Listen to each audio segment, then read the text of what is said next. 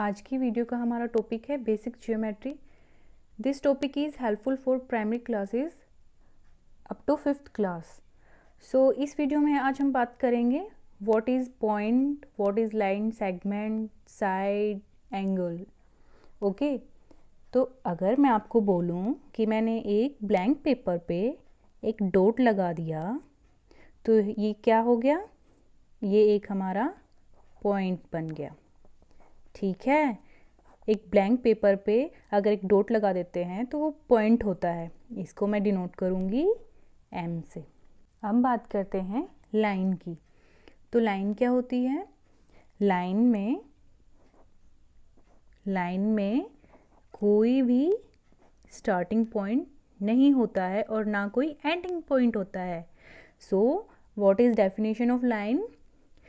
It has no starting point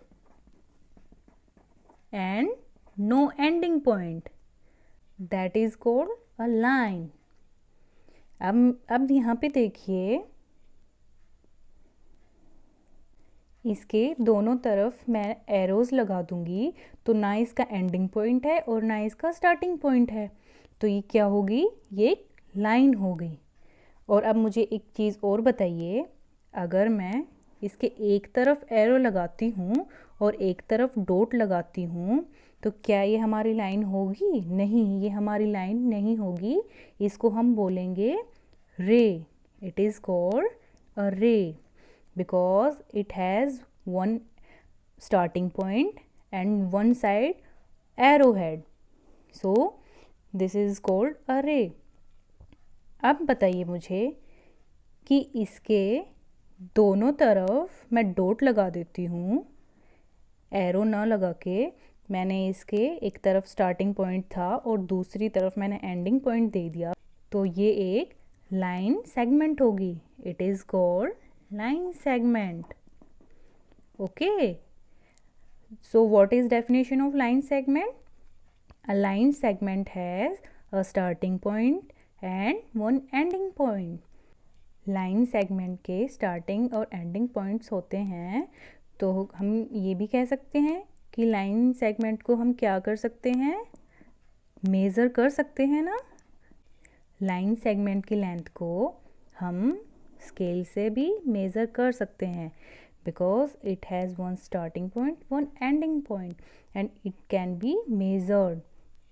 okay, so यहाँ पे हमने पढ़ा कि एक डॉट लगा देती हूँ ब्लैंक पेपर पे तो उसको बोलते हैं पॉइंट, और जब दो पॉइंट्स को कनेक्ट कर दिया जाता है तो उसको बोलते हैं लाइन सेगमेंट।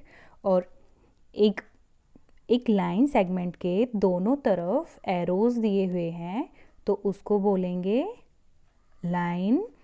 और एक लाइन के एक तरफ डॉट है और एक तरफ एरो है तो उसको बोलेंगे रे। अब बात करते हैं साइड की। साइड क्या होती है? देखिए, जब डॉट्स कनेक्ट होते थे तो लाइन सेगमेंट बन गई थी, और अब लाइन सेगमेंट्स कनेक्ट होंगी एक दूसरे से तो वहाँ पे साइड बन जाएगी। जब लाइन सेगमेंट्स किसी शेप की बाउंड्रीज तय करती हैं तो उसे हम साइड बोलेंगे। फॉर एग्ज़ाम्पल, ये कोई शेप है, देखिए ये कोई भी शेप है, ठीक है, ये एक शेप है, तो ये साइड है, ये साइड है, ये वाली भी साइड है और ये वाली भी साइड है। ये जो शेप है ये 4 लाइन सेगमेंट्स का कनेक्शन ही तो है, और जब 4 लाइन सेगमेंट्स कनेक्ट हो गई तो साइड बन गई। ठीक है, अब चलते हैं क्लोज्ड एंड ओपन फिगर की तरफ। क्लोज्ड फिगर क्या होते हैं?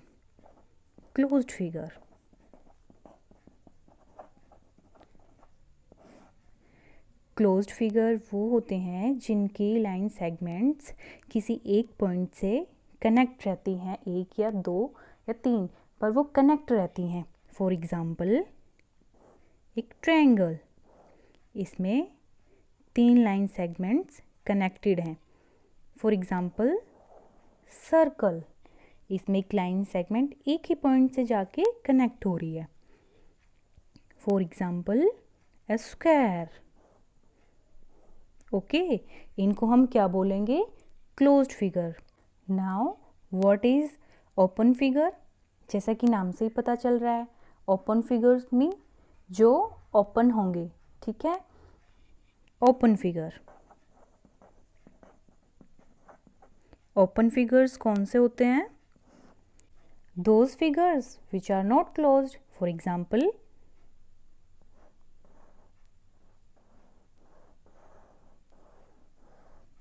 this figure is not closed because its line segment has starting point and ending point not connected to each other.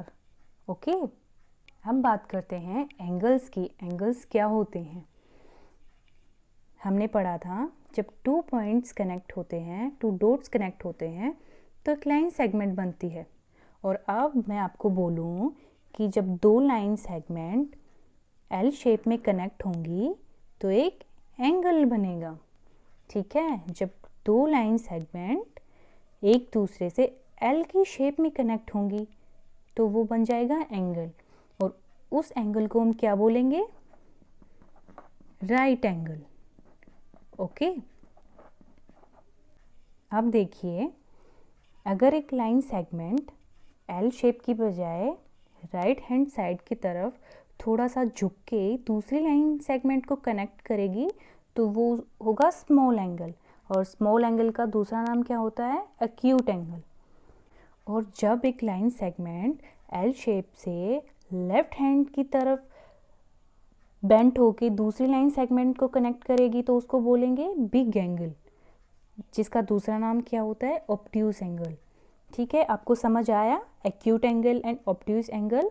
Acute angle right hand की तरफ झुक जाएगी लाइन, और ऑब्ट्यूस एंगल में लेफ्ट हैंड की साइड झुक जाएगी, और राइट एंगल में एल शेप पे 2 लाइन सेगमेंट कनेक्ट करेंगी। ओके, तो ये था हमारा आज का टॉपिक। आई होप आपको समझ आया होगा।